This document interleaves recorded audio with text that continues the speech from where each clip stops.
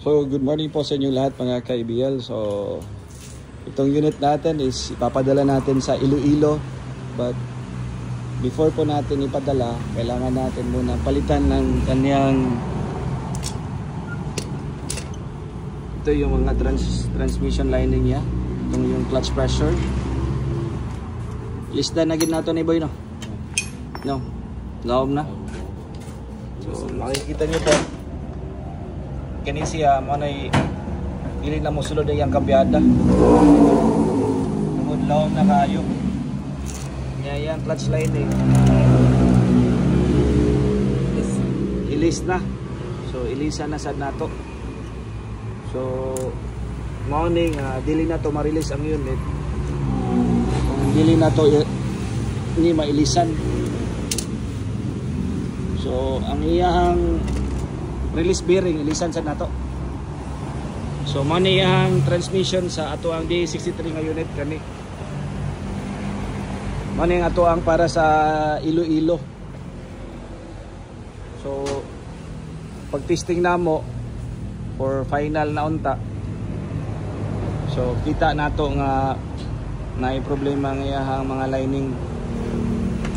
Gwapo ra ba kayo ni nga unit mayo ning dagan. So mani siya, so kani siya gananon ta ko nga ilisan ni ang headlight, pero ingon sa tagiya si Sir Oromar dili na lang. So i-back lang nato.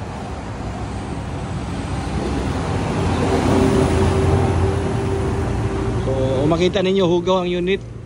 Gikan nato ni test drive tong last week. Karon medyo okay naman ang panahon.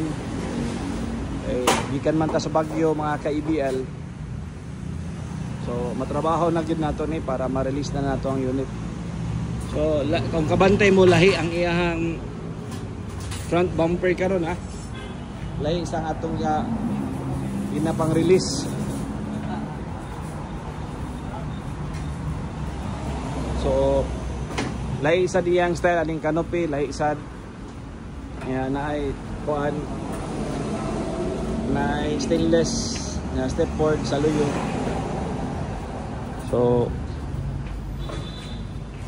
ang iyang propeller, so money, so diri sa IBL kuan gid ta moingon gani mga complete recon gyud, dili lang sa makina, appeal pa gyud ang iyang transmission. So inani ni siya mga ka-IBL sa atua sa atong proseso sa atong mga unit. So check nato para makuha nato, release na nato ni within the week. So ayan po mga ka-IBL, maraming salamat. So kung hindi pa kayo nakasubscribe sa amin sa channel namin, mag-subscribe na po kayo. So every now and then meron po kaming mga unit na ina-upload dito po sa channel natin. So maraming salamat po sa inyo lahat mga ka-IBL. Thank you po. Very nice. Yan.